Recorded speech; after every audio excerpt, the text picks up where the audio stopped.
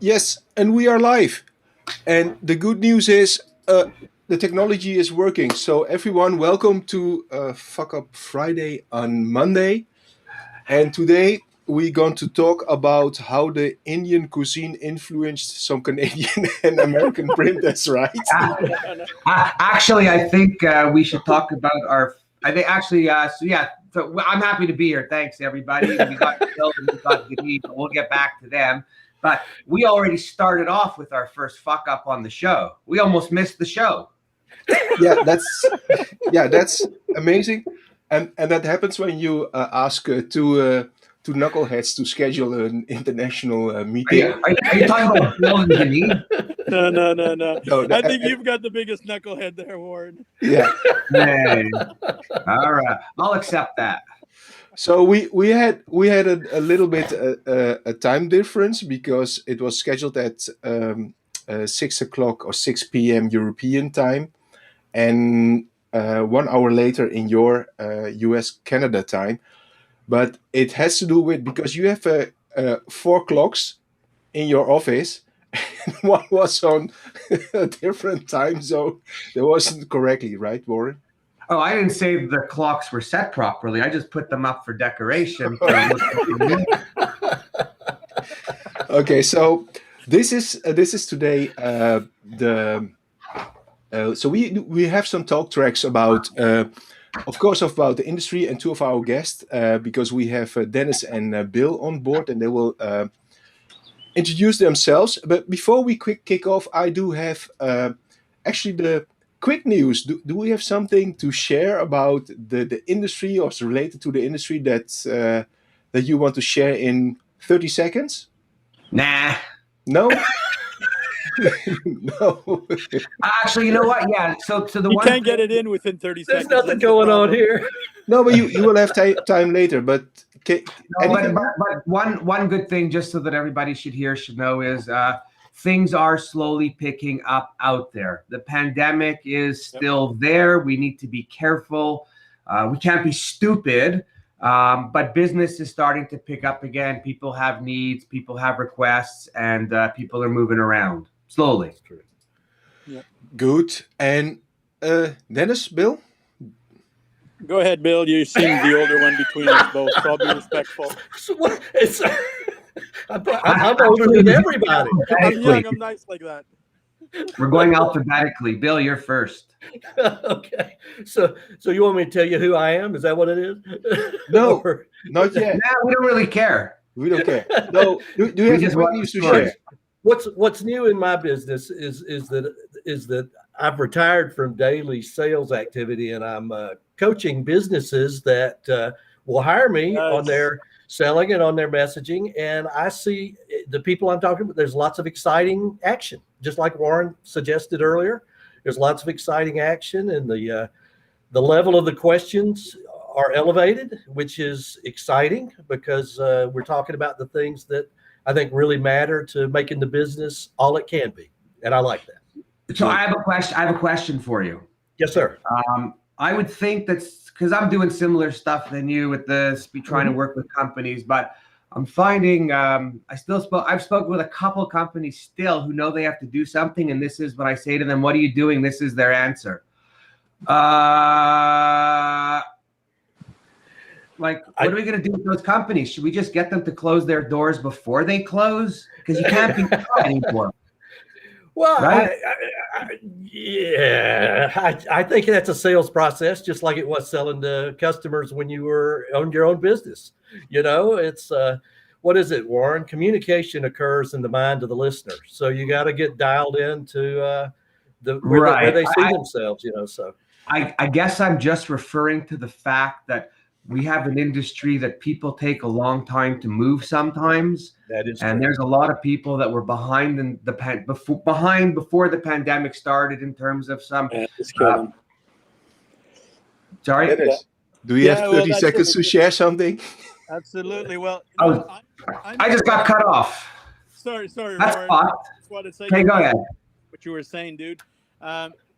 I gotta say, I started as a restaurateur. My family being Greek, half Greek, my family had restaurants. So my mentality is get the orders out, get the things going, and you need to adjust to what the clients want. So I took that into printing about 25 years ago, which I got in there by pure luck. I had no business being in printing. I had no experience, nothing. So You still have none. yeah, you know it very well. Well, when you come in there as a little innocent guinea pig, just trying everything, you change things around and you do things differently that what the old traditionals do. So this That's is, right. I believe, the success of my business is that we adapted quickly. We got things going quickly, and we know that customers nowadays want everything for yesterday. And for us, it was just normal to get things out for yesterday. So we were able to adapt and eventually invested in certain technology, and I'll talk to you about it, other stuff that we've done. But one of the things I've done is I started going into about 5-6 years ago into augmented reality, virtual reality. I even started a virtual reality, which called Auratech 360 virtual reality centers, gaming centers. When the pandemic came along, well, these computers, these freaking amazing graphic design computers were useless. So what did I do? I switched them to Bitcoin mining and Ethereum mining in the last year. So, it's just crazy stuff that has nothing to do sometimes with printing, but it's adjusting. And Okay. thank God we invested in different things like that. But also we went into large format and so on, which was a godsend. We have so we started with quick news, but Erik Zenzan Vessels, do you know him? Who's the guy? It's in the Erik Zenzan Vessels. Eric Zenzan Vessels. Yeah, Never heard of the guy. How as you guys get Eric- Robert Reich Eric's on? screaming at me right now. Oh, okay. So Eric's actually the co-owner publisher of WhatTheyThink.com. oh, good. Oh, yeah. Okay. I love that. I love that. The same people that host my printer-to-printer chats on Wednesday. Okay, we passed the time already, but I have a 30 seconds thought to share. And I read some numbers about the new iOS updates that Apple has launched to block apps Today. that's tracking. So in the Netherlands, 40% of the users, they have iOS operating system. But worldwide, already 80% of the people somehow enabled the anti-tracking function in apps. So now suddenly the apps can't get your data, personal data, Wow. tracking data. That means that if you are into social media marketing or what kind of digital marketing where you are highly depending on data, that lifeline is going to dry up at the end. So I think that we talked a lot about big data, but I think the new gameplay of Apple will be privacy. And when it comes to privacy, suddenly the stamp and the letter to the post box will become big once again, because that's the only way to get in touch. Oh, I hope so. But anything to do with Apple and privacy, no, they're like the CIA. They're collecting everything on everyone. Don't ever think that there's anything for their privacy. Oh, question from our audience, from Eric, is: did COVID save QR codes, or will they finally die? Oh my God! Question for Great one question. Yeah, for three of you. It is a good question. Who knows what QR means? The letters, the two letters. Q's at the end. And Quick response, I think, something like that. Quick response. It's quick response code. Yeah, that's correct. So, who wants to answer this? Did someone give you the answer first? Yeah, I got it on my phone right here. I'm getting all my answers from Google, didn't you? and then they're gonna tell me what to say after Google. So. Got it. Okay, Dennis. Who wants to go first? I'll go first, but it's my show, so one of you two. No, we'll go, Warren, if you want, and then after that, I'll piggyback off what you. Okay, so the answer to the question: did COVID save the QR code? Absolutely. Prior to that, now how long will it be there? I don't know, but for restaurants and ordering, it sure opened up a few things rather quick. That's true. Right? A lot of company when we went into the no hands touching in the beginning, when everyone was afraid, QR codes were popping up on all the menus, all the shelves, anything you went to. Is it still here? I don't know. I haven't left my house yet. I think it just kicked the can down the road a ways. That's what I think. So, I believe, unfortunately, QR codes should have been a useful tool, but there was too many graphic designers that did not know how to use it. I mean, we've used it in our business for clients and so on, and we even brought it to a next level where we started using augmented reality with with just scanning with your phone an image, and first of all, it looked better. But there are so many good ways to use QR codes as far as designing a logo within it, using colors and so on. And most graphic designers just simply, I shouldn't say most, I said the ones that work from home and charge $25 an hour just don't fucking know how to use QR codes. And that, I believe, is what was the really major handicap, that they just fucking pasted everywhere, and that was it. And then people say, well, this doesn't look on my thing. So I know there's two sides to this medal, but for me, I think there needs to be an educated and a concerted effort how to properly use QR codes. Okay, so hang on. It wasn't only the $25 an hour graphic artists working at home. It was some of the big fucking agencies that charge big dollars that didn't get it, right? Yeah. You looked over to Europe and some of those countries, the QR codes were working the whole time.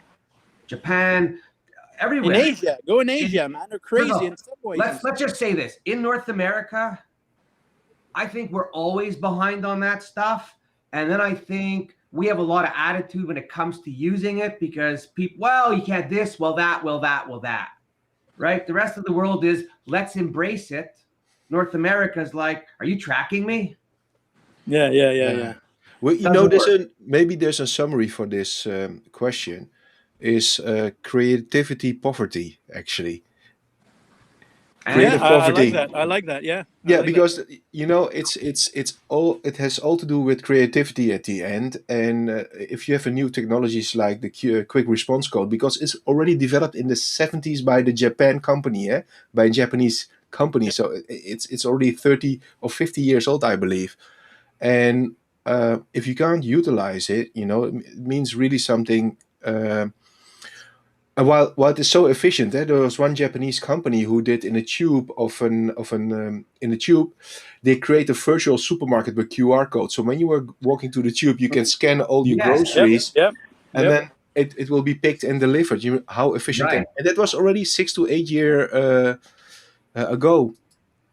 So we even created a few years ago a 10-point sheet of saying how you should be using a QR code, and not just bring a QR code that brings you to a menu or to a website or a web link. The different ways that you can use your QR code to create sales and to add value to what you're using as a QR code. And too often when you show that to a customer, they say, oh my God, I never realized that this is all we could do with it, and they just believe, oh, it brings me to a web link and that does the job. Yeah. Hey, before we kick off with and answer Eric's question, because the show is called Fuck Up Friday on Monday. By the way, in case anybody's interested as to why it's Fucked Up Fridays on Mondays, well, we figured Friday's a good day to discuss the shit that goes down. But the truth is, on Fridays, as we're heading into the summer, everyone's going to fuck off and no one's going to be there to listen. We converted the live stream to Monday. Yeah, okay. Hey, Dennis, Bill, can you give yourself a quick introduction, because we didn't introduce ourselves, so please go ahead. Well, I'm Bill Gillespie, got in the printing business in 1975, so if I'm doing my math right, that's 46 years ago. No math allowed. That's good. I was not a great math student, so that's good. Was better than average sales dude for a long time, and have enjoyed years as a senior manager and enjoyed years as senior sales leader, and love them both. And retired from daily sales leadership, senior management activities about a year ago, and doing my own thing now. And at a great company, I might add. Yeah, I was with Bennett Graphics in Atlanta when I left. When I left the daily activities. David Bennett, very close friend, one of the sharpest people I've ever had a privilege to work with, and I've worked with some great senior managers through the years. But David is. Thank you. That's why you're on the show. He's ahead of the curve, So anyway, do you have great experience. Do you have one of your old customers sitting behind you in that chair? Actually, that's a sales rep I've been training that won't take my advice, and he's just starving to death. What do you think of that, Warren? Is that a good comeback? Oh, this is how you. His name is Spencer, and he's waiting on the 80s to come back. And it's he's still trying to do it the way he did in the 80s and 90s. And The good old days. I think he's only got a day or two left before I got to plant him. Hey, and Dennis, can you give a Okay. quick you started already, but can you give a quick introduction of yourself to the audience? Absolutely, and I'll tell something to Warrington in the audience that he doesn't know, and how we competed in my first year in business. So about 25 years ago, I had a Who personality. competed with me? Yeah, and I had no competition.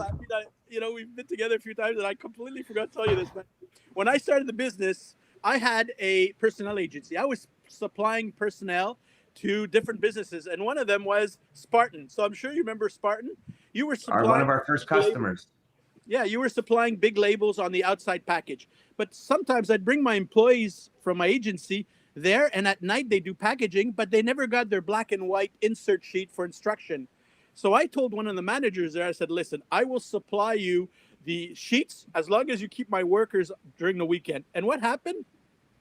He gave me the contract to print all the inserts. I had nothing. I had a little copier in my office. I ended up bringing a few copiers in from Canon, Minolta, and so on. Started supplying there, and then things just fucking grew from there. And I started getting business. Being Greek, I started getting business from restaurateurs and so on, and started printing. Bought myself a multi-lith and a whole bunch of stuff. And over the years, it went just crazy. I mean, my brother was a bailiff before coming on board with me as a partner, and he brought in the Cartesian organization, and I was always the consummate salesman, trying to find clients, trying to innovate in new ideas and so on. And this is where today we're a 20 people shop. We were up to 35, 40 a few years back. We ran into a little bit of difficulties. We did some cleanup. We cleaned up some clients and employees. And today we're, hallelujah, we're doing really good. I think we're going to have, because of COVID, or part reason of COVID, we're probably going to have one of our best years in I don't know how many years. Oh, good. Large format, personalized printing. We even created a quick COVID website to purchase online, all kinds of tools for COVID and so on. So it really worked out well, and I'm happy. That's good. By the way, the only reason you got the black and white from Spartan is we didn't want it. Oh, is that what? Well, thanks. You created this beast, which I am today there. You owe me. Well, beast, okay, but you owe me. I will. Got you a beer next time. Hey, and Bill, I read your stories, and you had to do something with 34 million reply cards for the magazines. Yeah, and back when there were magazines. Yeah, and I read your article. It was you said it was for Time, Newsweek, People, and other big brands, and I thought, okay, he has experience by 34 million documents going into the wrong direction. Oh, yeah, you want to hear that story, do you? All right, so yeah, please. So got hired to produce 34 million reader response cards. This is when fax machines were being invented and introduced into the marketplace. And what's a fax machine? Yeah, I know. Isn't that something? But it's when it was a new idea. They were in one of the ways they were introduced was in advertising in magazines, and so an ad agency I was doing business with bought space in all these publications, and so we were going in Newsweek, Time, U.S. News and World Report, People. Anyway, each of those publications has the printing specs were identical, but the binding specs were very different. They're very unique by the printer that's producing that publication. And so it would be a 2-inch stub or a 3-inch stub, and it would be on the left side or it would be on the right side. And the pallet packing instructions were very rigid, and this was all by printer. And so anyway, there were 60 different versions, as I recall. I'm going from memory, and maybe 20 different sets of specs, 60 different locations and 20 different sets of specs. And so writing that job jacket was monotonous. And so because I'm a genius and I was a sales dude, I came across a shortcut, and I said, okay, these 4 publications use exactly the same specs as People magazine. That's anecdotal. I don't know which magazine it was at the time, but so these printing and binding and packing specs are the same, not the shipping address, but the packing specs. And so I just wrote on the job jacket, same as People, same as Time, same as Newsweek, something like that, in the packing and binding area, not in the shipping area of the job jacket. Now I know better, but I was tired. Now you know better. Now I know better. So anyway, to make a long story a little longer, it's a day before one of the publications is going to bind the magazine and bind our cards into it. And the agency rep calls me and says, "Hey, Bill, Newsweek magazine is going to bind tomorrow, and they do not have their reader response cards." And I'm like, and this is on a Friday, Warren, so it fits the show. This is on a Friday. And I'm like, there is no way that's true, you know. And so I go get a signature, and then in the process of looking at the signature document, I realize that what's supposed to be in Ohio is in Portland, Oregon. And we have shipped it to the wrong printer. And so I'm starting to scream at the shipping guy who produces the job jacket. Right there's my handwriting, says same as another magazine. And it didn't matter that he was making bindery specs apply to shipping too, which was not what I intended. Anyway, to make a long story still longer, you know, I called the printer that's got them, and I said, "Hey, you've got 11 skids of our stuff, and I need to get it out of there, and I need to get it shipped across the country. I'll pay you to do that, and I'll pay the freight." And he says, "Well, I'll look for it." Yeah, I said, "We want to move those skids overnight." And he says, "Well, I'll look for them tomorrow." I'm like, "No, you don't understand." He says, "You're the one who doesn't understand." I'm at a printer with 60 employees, and we're a $10 million company. And he says, "You're the one who doesn't understand." He says, "I have 700 people on the night shift, and your 11 skids are like a needle in a haystack, and I'm going to look for them tomorrow." Click. He hangs the phone up. And so I didn't throw up, but I wanted to. And so I went to my own plant manager. We figured out how quickly we could reprint them. We called the printer that was supposed to have them. We begged another day on the binding. You know, if I have them there by this day, you know, can we still make it happen? We'll pay you disruption cost. And the guy was pretty cool there. And he said, "You know, another day is not going to kill us. We'll make it happen." And so we had paper on the way. We were planning to reprint those cards and reship them. And the next morning, we got a phone call, and it was from the place, and they had found the materials. I'm ready to go. They said, "We'll ship them. We'll ship them now." And so we did end up getting them there a day late, but in time to get the magazine bound and out. And here's a sales lesson. The customer, my customer was the ad agency, and the customer phoned me when this got resolved, and he says, "You learn a lot more about a vendor when there's a problem than you do when everything's going the right way." And he says, "We just confirmed that we're working with the right people. You didn't abandon this, and you stayed after it." So, but that's where all this went, you know. Oh shit. Yeah. Take the wig off. Take the wig off. He really is in the minority, isn't he? So, Yeah. You know what it is, though, eh? In a lot of these fuck ups, when we see them or we start to feel them, we feel the internal pressure immediately. yes. Then the blood rises up to here. Then we think we're drowning in our own blood. Then we got to go to our local people that have been involved. And really, at the end of the day, I think it's been proven we spend 80% of this immediate time freaking out and going crazy when we don't have to. And most people step up to the plate and help after. I agree with that, Right. Warren. I totally agree with that. That's what I find happens a lot. But it is always going to be Friday at 4:00 or the day of something that's horrible. But it is also something typical for the manufacturing industry, you know. It happens everywhere, especially in our industry. You do actually manufacturing on demand of a product. That's right. You know, and there are always 20 steps in this whole process, and every step has 2 or 3 people working and in the old days, it was maybe 10 people working on one process step of the 10 or 12. So it can multiply very easily. And with automatization and software, we can manage a lot right now. But still, there are so many things that can go wrong because, for example, the shipment, once you handle over to the shipment to an external partner, the whole process starts again of possibility of going wrong. Well, that's right. And we're in the communication business, and I just have to say, if it's possible for something you write or say to be misunderstood, it's going to be misunderstood. So it's a real lesson in clarity and shortcuts for me.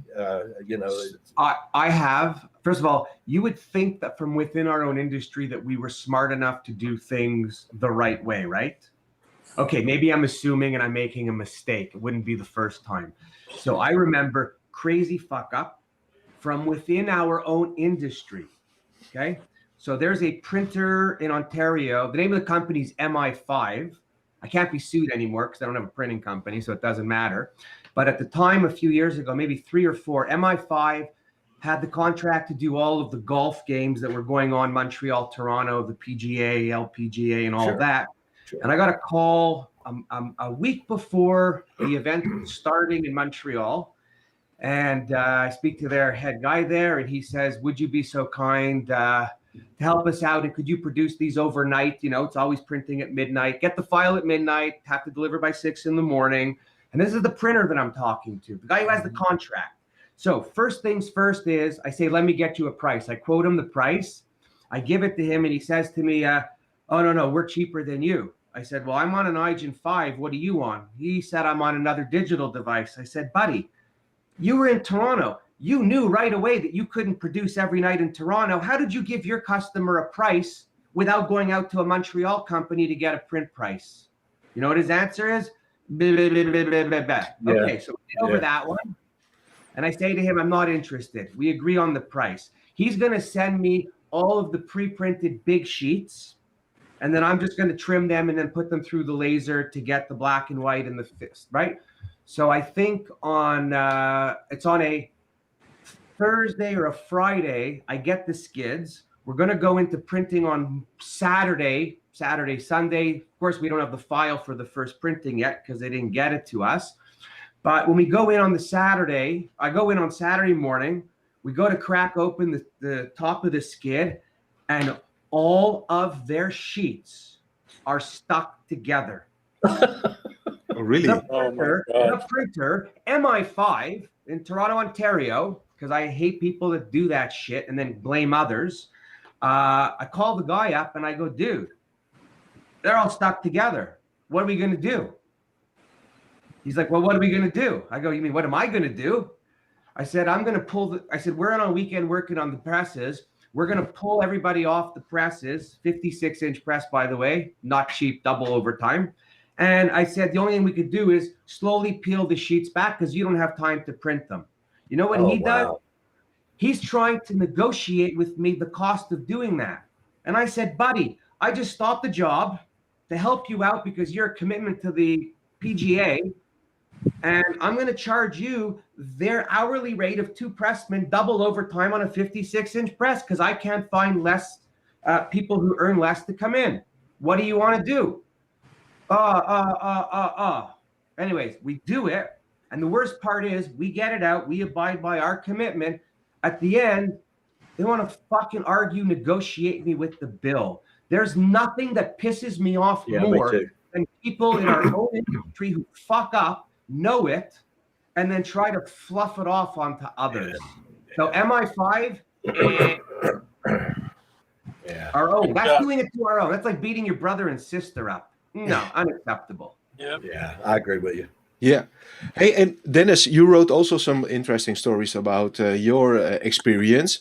So it's up to you, but you can choose your favorite one. It's a seller's bag stuffers, the binder cover for brokers, or the corporate solicitation pocket and info documentation for school. Which one do you like to share with the audience?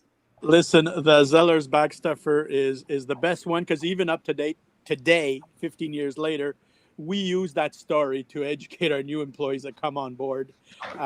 Just to say, how simple a stupid mistake can happen. So we used to print this bag stuff for about 650,000 flyers, very simple, 2x2 bond paper, and it would be distributed in the Zeller store throughout Quebec. About 3 weeks before the Monday, by the way, fucked up Monday. So this flyer worked with the Monday theme, which was their Monday Senior Day. The first Monday of every month, they had 50% discount for seniors. We had one fucking thing to change, was the date.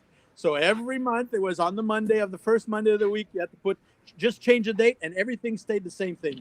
Well, we had this junior graphic designer that started working for us. Really nice girl, really, good heart and sever, but lack of concentration, just not paying attention and not being careful, not rechecking her work. So she does the change, sends it to the client, gets an approval, because we've been doing this for years with this client, and just automatic approval from the client. Goes through the CSR, myself, which I was in charge of that, didn't see the date change, went to press, went to shipping, arrives in the stores in Zellers, and this cashier says, hey, the date is fucked up. It's 1 day off. So we had to, so they call us up and say, hey, what's going on with this, blah, blah, blah. So we ended up having to reprint the whole lot and send it within like almost 48 hours later. Everything was good. The client was happy. And I ended up thanking the girl for her services, and I let her go. I was often, and that was in my younger days where I could explode. When it gets like up here. So I stayed out of thing on her. But the nice thing is, 6 years later, she went to work for Transcontinental at the time. 6 years later, she had moved closer to our office on the South Shore, calls us back, and listen, you guys, you're great. I want to come back to your place. Today, 10 years later, she's still with us. She's in charge of a digital department. People love her. She's very conscientious. She's older and more experienced now. And when I hire somebody new, teaches you a lot. yeah, when I hire somebody new, I sit them down once they start and I say, listen, if you're going to be a graphic designer, if you're going to be a pressman, whatever you are, I ask everyone in my shop, and that's a great learning lesson. I ask everyone in my shop, check 3 or 4 things. Phone number. And if you have to pick up the phone number, you're doing let's say a South Shore flyer, it's 450, and on the flyer it's written 515. Just do a call, check it. Check dates if it's right on the calendar. And how many times, every time in January or February, they're still putting 2020 when it's 2021.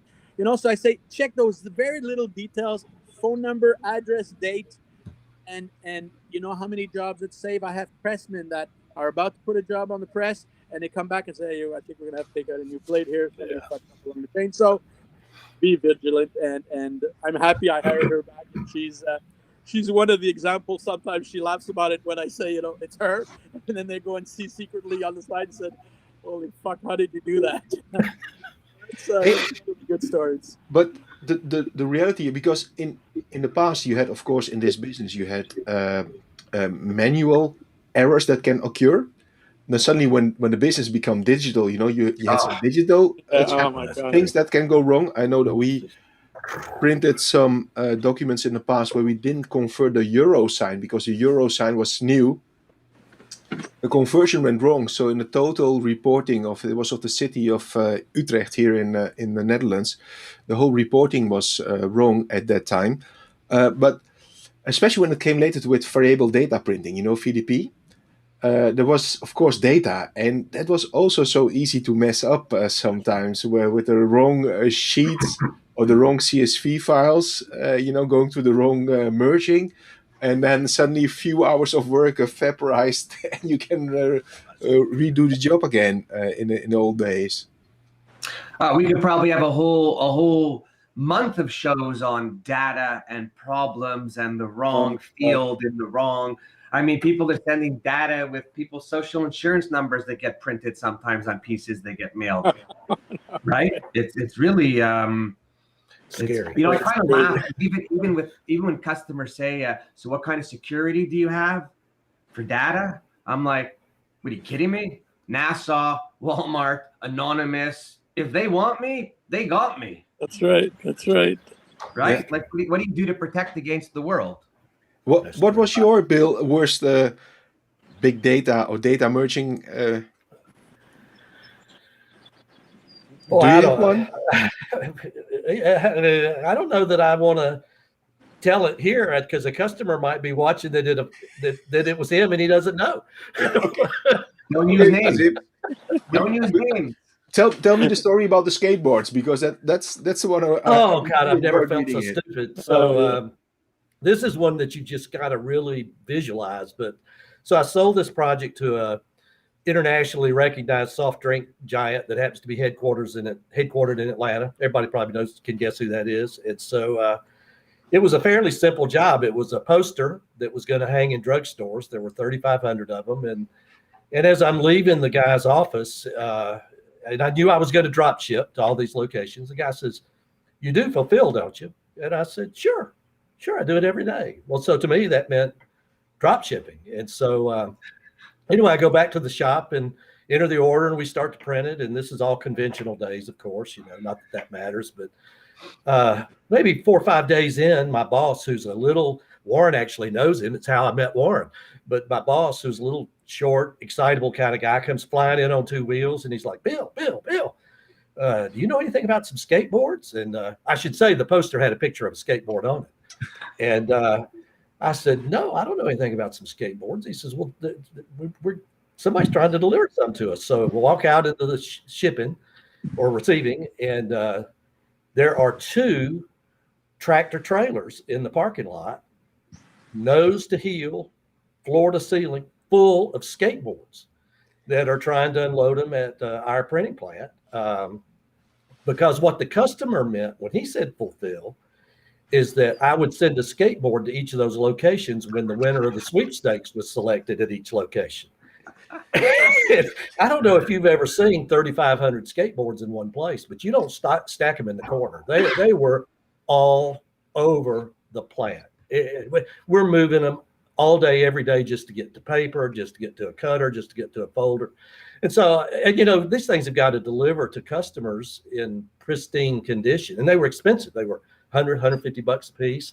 And I would come in for a press check at night, and the pressmen are skateboarding through the plant on them, getting ink all over the wheels. And I just, you can't control people like that. If you put those toys in front of them, you're not going to control them. It's just that simple. Especially on the night shift.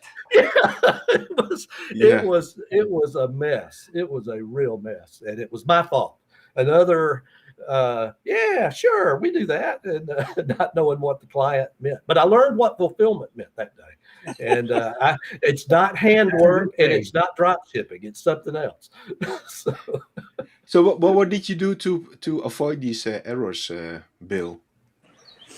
Oh, I just as you would expect, every year that's passed, you just get better and better at anticipating what might go wrong. I mean, you would never see skateboards showing up at your plant when you're having that sales conversations, but I would now. I would understand that.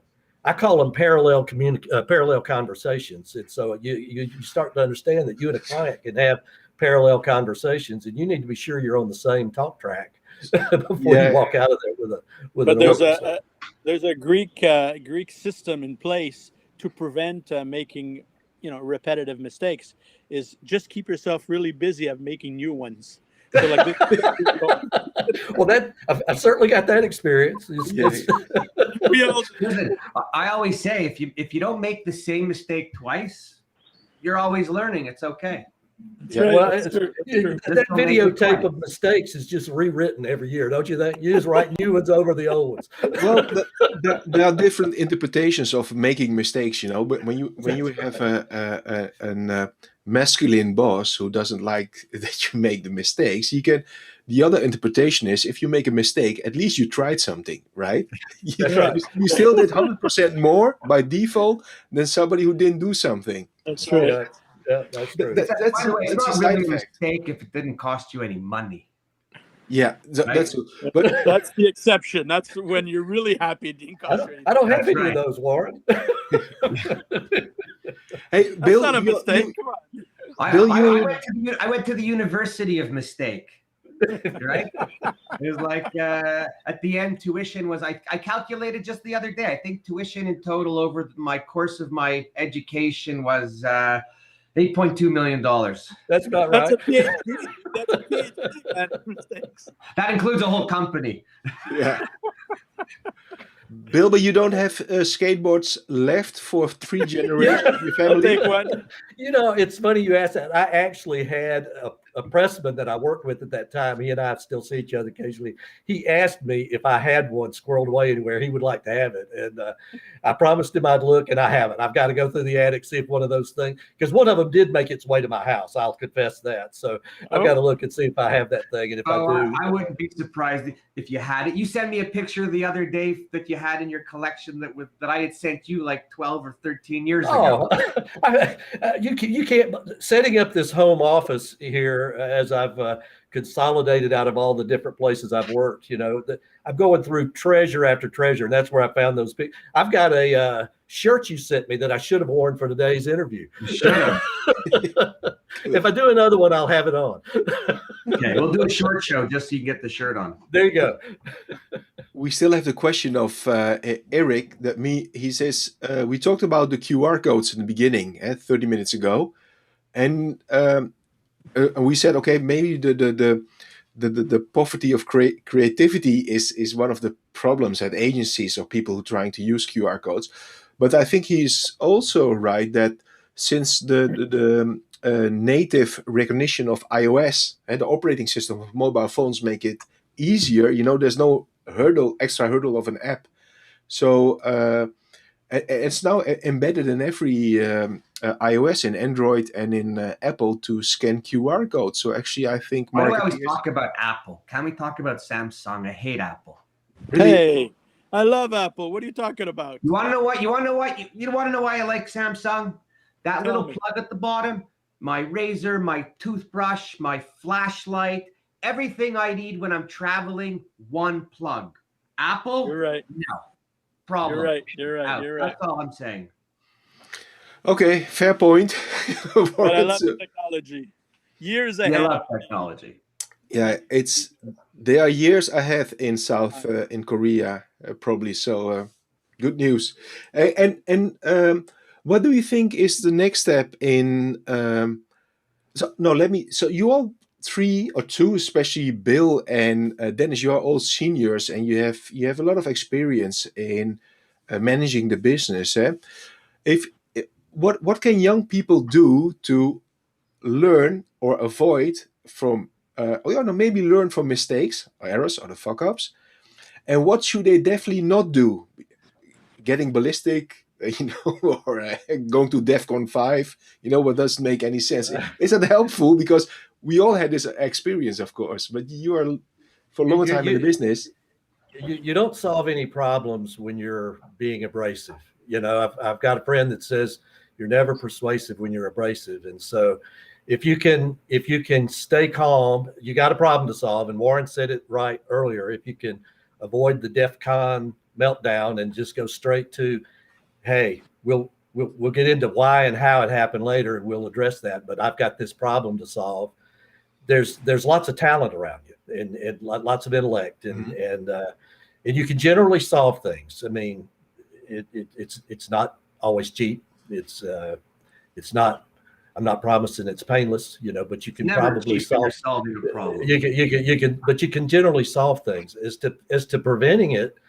And again, I just have to say we're in the communication business, and everybody will have their own answer. For me, one of the things I learned to do training sales reps is I would give each of the reps we'd get them in a meeting and to give each rep a set of specifications to write out a dummy job jacket. So we would have each of them enter an order, and the specs were different from everyone. And then we would pass those to the right and see if the sales rep that didn't write it could figure out what they were being hired to do. And it was amazing what would come up in that simple exercise where it's crystal clear to the person entering the order, but the person reading it has got to connect a lot of dots, and you just discover a lot of communication problems. You discover a lot of, that's been my experience. And so just training people on how to enter info as if they didn't know what the project was. They're entering info and somebody's got to figure out what to do from what they create. And it's actually quite funny, Bill, because when we were young, all at school, we all had this exercise in a class, where the teacher said, you've got a watermelon, and you have to pass it over That's to right. the other. And That's then right. and the 21st person had suddenly a banana, you know. It That's doesn't make right. any sense. You started with a watermelon and ended up with a banana because in, even at that in that process as kids, you know, and adults who That's exactly right. make the same errors. Dennis, do you have? I think I missed that program. I think the teacher said, Warren, go to the principal's office. I'm sure the teacher said that. More than once, I'm sure. I thought I was the hotel monitor. And Dennis, do you have some tips for the younger managers in the business? You know, from if something goes wrong, you know, what's a wise advice? Well, first thing I've realized over time, because younger I was a bit of a hothead, and I believed that I knew everything and I was king in the answers, you know. Yeah. And as we get older, we kind of mellow out, and we realize that our experience says take a step back, breathe a little bit, and reevaluate the situation.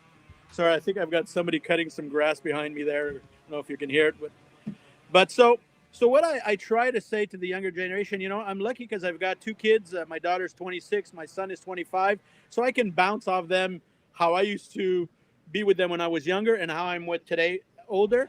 And it's the same thing for employee, because you know we're a big family there, and it's a complete different perspective of what we were when we were younger. And you know, when we were younger, it's okay, pull up your sleeves, get the shit done, and let's get it handled for the client. Today it's a whole other reality, and I think what's more important is for us to adjust to the new generation coming in, and understanding, you know, sitting down. Like just recently this week, I had a sit down with one of my junior leaders, and I would say something and I would explain how I expect it. And then I'd ask him, did you understand what I said? And can you explain it back to me? And we were fucking yards apart, you know, Sure. and it's understanding their perspective and then re-explaining until they understand why we want to get it done this way. And ultimately, I have to be flexible to accept the way they want to do it. If it's, hey, listen, I've got to go on Fridays because I'm picking up my kids, or family work and so on. That's their priorities, and it wasn't mine. And today I realized I should have made more an effort with the kids when they were younger, but business was all the mine, and everybody was like that, you know. So the younger is to understand their perspective and be patient in educating them and bring them on board and make them understand the long game. And you know, maybe sometimes having them pull the reins back and stop trying to race the race in one day. And that's Within reason, of course, because they will take advantage of you in every way. Yeah, of course. And does it also apply for the industry generic and also for the US and Canada industry? You know, it's very tough nowadays to get good employees. You know, That's right. These days, you cannot find any employees. This Really?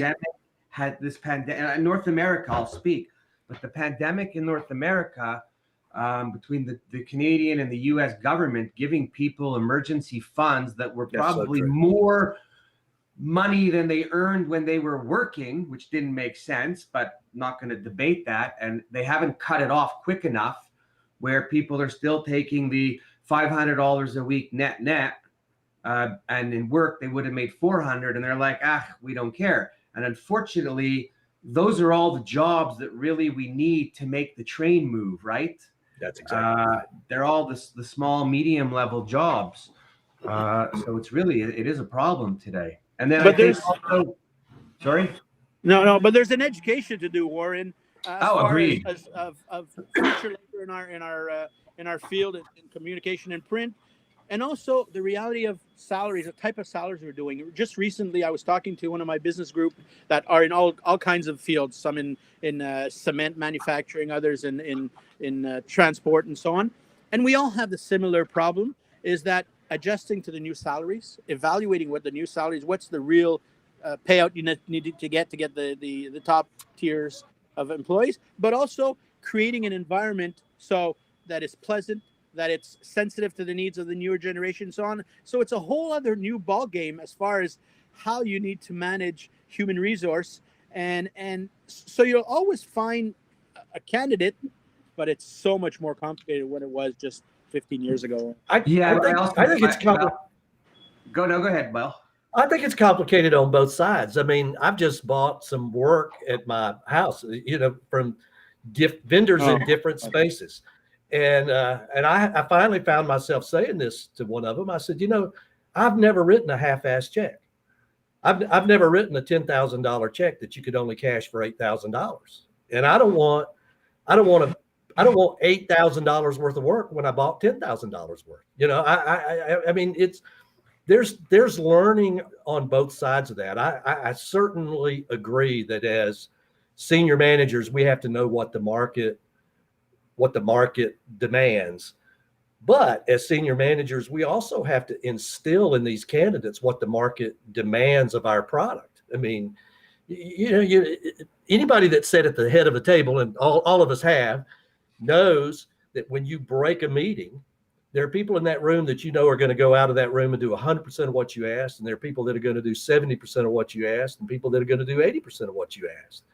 And what I see, and I hear this complaint from leader after leader, is that 100% group is smaller and smaller. It's sliding. What people want to deliver as employees is sliding, and that's a dangerous compromise. Yeah, so I think I've been speaking to a lot of people, and I mean, we're a little off topic of fucked up, but I guess it's a little fucked up in that in our industry, how do I say this? There's a lot of old white men stuck in their ways. No, you're not that old.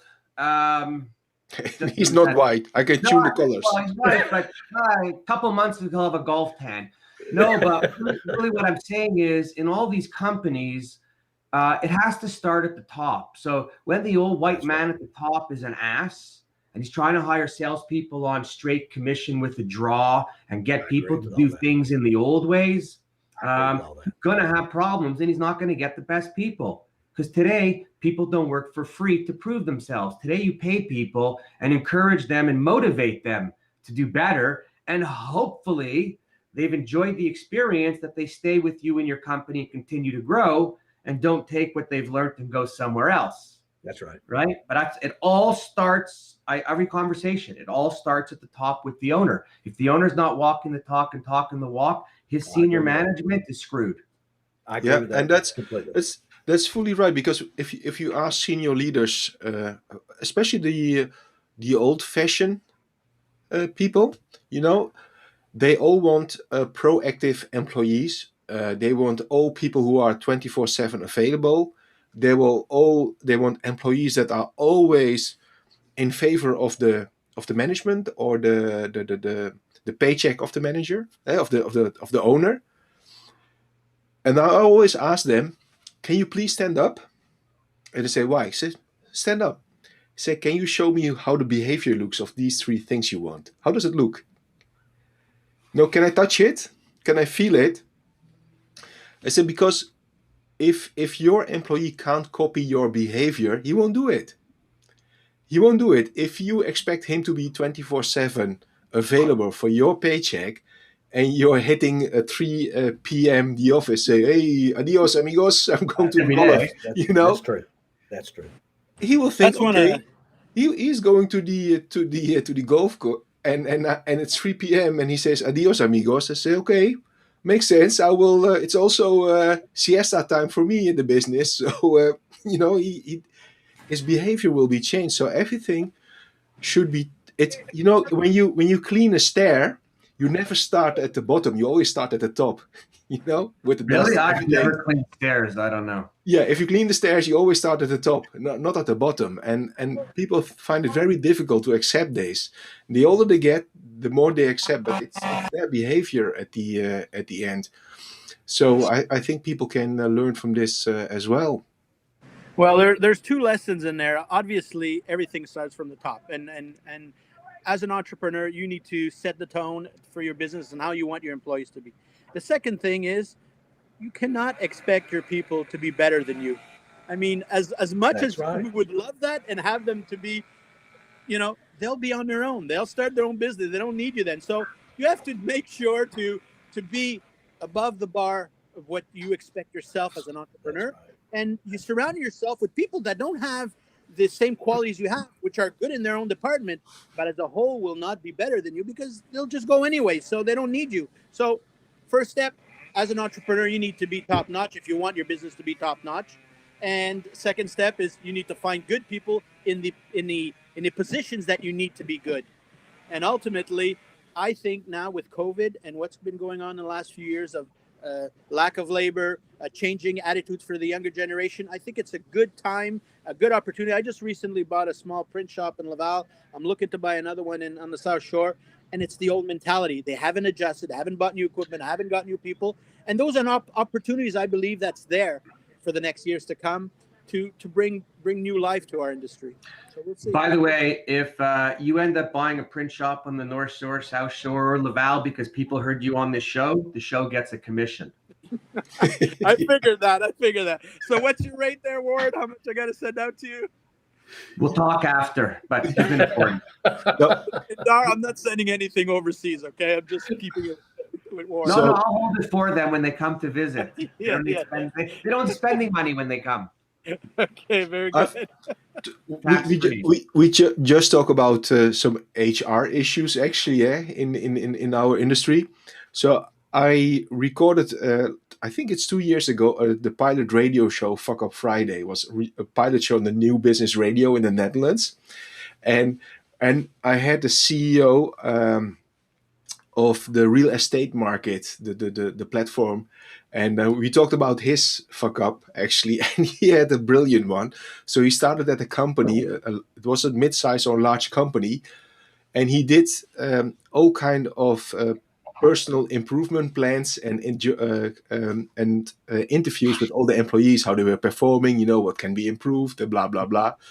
But instead of saving all the documents on his laptop, he stored the documents on a public drive of the company of all the employees. So, and he went on a holiday on Friday for the weekend. He had a short break, and suddenly when he landed, his mobile phone exploded with all kind of with all the messages, because every employee could access the document of his colleagues about what's and so it happens. It's made so easy, and you always have to be very sharp about saving these personal documents at the end in your company. That was the message I learned. So I always look twice or three times before I save a document somewhere. Oh my God. I remember when I was starting a business way back when, I received an email from a community organization that was doing some fundraising and reaching out to 600-700 people. And this is way back when people really weren't up on the CC, BCC and whatever. So person that sent us the email, I saw 600 top names of people in the CC. So what did I do? I did a reply to all, and I introduced myself and my company and our service. Of course you did. Why not? And for 5 days, I had to sit back on my computer and not touch it, because those 600 people exploded. Some were, how dare you use a community email like to solicit. And the other half was like, give the dude a break. He's a young guy. He's an entrepreneur. And if the more money he makes, more money he's going to give the community. There you go. And oh my God, I still have the folder here. It's like this thick. You could feel the fangs in people, right? Oh my God. So what was a big fuck up actually turned out to be really good, because it put me on the map. Half the people liked me, half the people didn't. But well, then that's Hall of Fame. That's Hall of Fame stats right there, Warren. That's Hall of Fame stats. Yeah. We've received a compliment from Jerome from the Netherlands.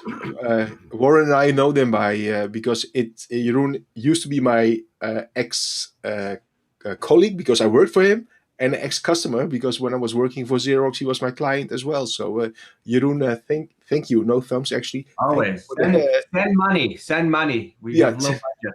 Did he mention that the reason of the great show was the guy wearing the glasses? Did he say anything about that? What glasses? Oh, are we all going glasses now? Like you all want to be on glasses? No. That is not a funny thing. Like, Okay, so this was the last midlife crisis show. So we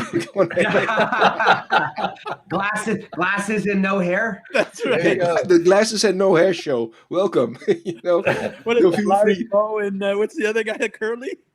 Yeah. Which one? Where's you're the Curly? No, are you the Curly? The bald guys? No, isn't that the Three Stooges? Yeah, Curly Moe, Joe Mo and whatever. Curly. Yeah, whatever. I haven't watched it in a long time. I Yeah, forget. me too.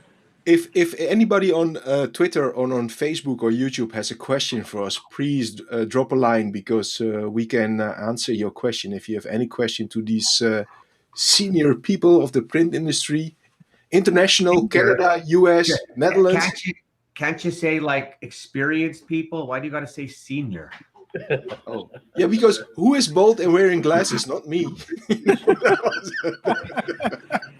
Wasn't me. So, okay, there's experienced people who would like to answer your questions. So please go ahead and give us some questions. But if you don't have any questions, we're still happy. If you don't have questions, we won't answer them. Yeah, exactly. That's the good news. No, we already chit-chatting for 1 hour and 1 minute already. So I think we, Wow. yeah. Time flies, man. Time flies. Yeah, Wow. when you're having fun, time really flies. So, Warren, do you have a tip or an advice for the audience, for the viewers? Do we have any advice for them? Fuck off. No. What I would really say is please thank you for watching the show. We appreciate it. If there's anybody out there, print owners, print pressmen, bindery people, salespeople, print customers, anybody who wants to share a great fuck up with us and the benefits that came from it, hopefully that you've learned, not what you spent, reach out to me on LinkedIn. You got Dharminder too. Don't reach out to Denny or Bill. They won't be back ever again. Okay, I'm kidding. They'll be back season 2. We got to get through season 1. And just reach out, and we're going to keep going on with this show because I think it's, or we think it's really important to just talk about what goes on in life. It's not only the greatness, it's the badness. Oh, if you know anybody out there listening, if there's any young people in the company, if there's any students, anybody related to the print communication world that wants to get on and talk about a fuck up, could be a job, an employee, could be anything related to anything, get in touch with us. Yes, sign printers, packaging, co-packaging, everybody is welcome to talk about. Coffee shops, data shops. Did I say coffee shops? I meant no. Coffee shops. We will cover that from Amsterdam, coffee shops. I was going to say coffee shops when I'm in Amsterdam, but you can actually leave that alone for another show. Okay. But bring it all. Can I just add 2 little things, No. which I'm really passionate about? Okay. Thank you, Warren. You're the man. You're welcome. First is we have a new Quebec printing association called AQIFE. It represents printers and the needs of printers, and it's flexo, packaging, large format, and commercial print. And also, we've created a campaign with one of the para-government organization in Quebec here, which is called Créateurs d'Impact. So creators of impact. Yeah. Créateurs d'Impact, you French fuck. So, and this what it is we're trying to educate the families of Quebec and the younger generation to come in our trade to see how exciting it is with all the new technology, all the new ways of printing, large format and so on. So take a visit, and if we can share those links there in the future, that would be great, Warren. So will there be an English link? There is an English link. Okay, yes, good. there is. Because you're on an English show. Yeah, I know, man. I know. Okay, just saying. But those 2 for our Quebec printing, and we're part, by the way. Well done. AQIF is part of the Canadian Print Association also, so we work hand in hand for cross Canada promotion of our industry, our beautiful industry, I got to say. Okay, and I'm going to throw out the last thing: the Canadian Print Scholarship Trust. Any printers out there in Canada listening, I've been always contributing when I was in the print world. I would recommend it. I also know that in other countries, there are Canadian in other countries. There are print scholarship trusts in other countries. So if you're into print, if you're an owner, try and find them, try and give, and then try and advertise to all of your employees, because we need more people in here. Good. Bill, do you want to say something to share with? I would just add, and Warren is going to chime in on this, I know, if you're a leader, be a leader.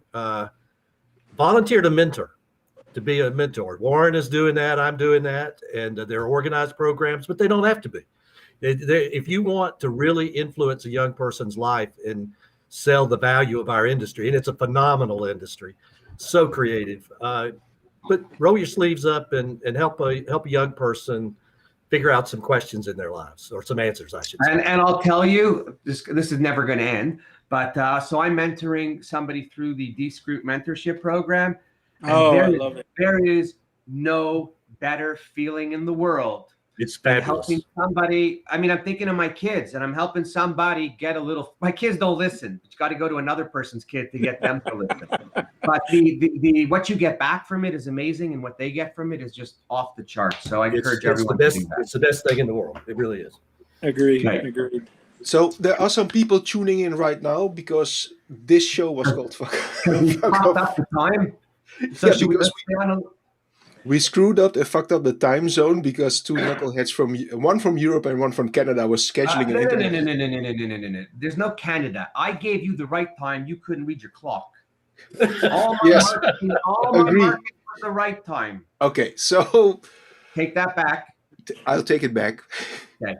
And but the next one, within 1 or 2 weeks, Warren, we will have a new broadcast. Go with the right timing. How about And this? What time, just so that I know as your partner, what time are we doing this? 6 p.m. my time and 12 o'clock your time. Are you sure? Yes. Did you Google that? No, No, I'm not kidding you. I don't know what time it is. no, Right now, it's now 7 p.m. my time. So Well, what if somebody time is missed your- this show, how can they see it? 6 hours difference. If you're in Netherlands time, Greece time is, I think, 6 hours difference. Yeah. So, Would you Exactly. stop going back to the Greeks, Jesus? sorry, but we Greeks, we started everything. It's everything. Oh my! I'm so in the mood for a souvlaki, by the way. Just There you saying. go. You see? No, like legitimately, because I've got a little of ADHD and a little backwards thinking. What time is it? Where and what time? Be clear. 7 p.m. at home. Your home Yes. is. 1 p.m. today here. Yeah. Are we sure? Yes. So, is it safe to say going forward we won't fuck up the time anymore? It's Mondays at 1 p.m.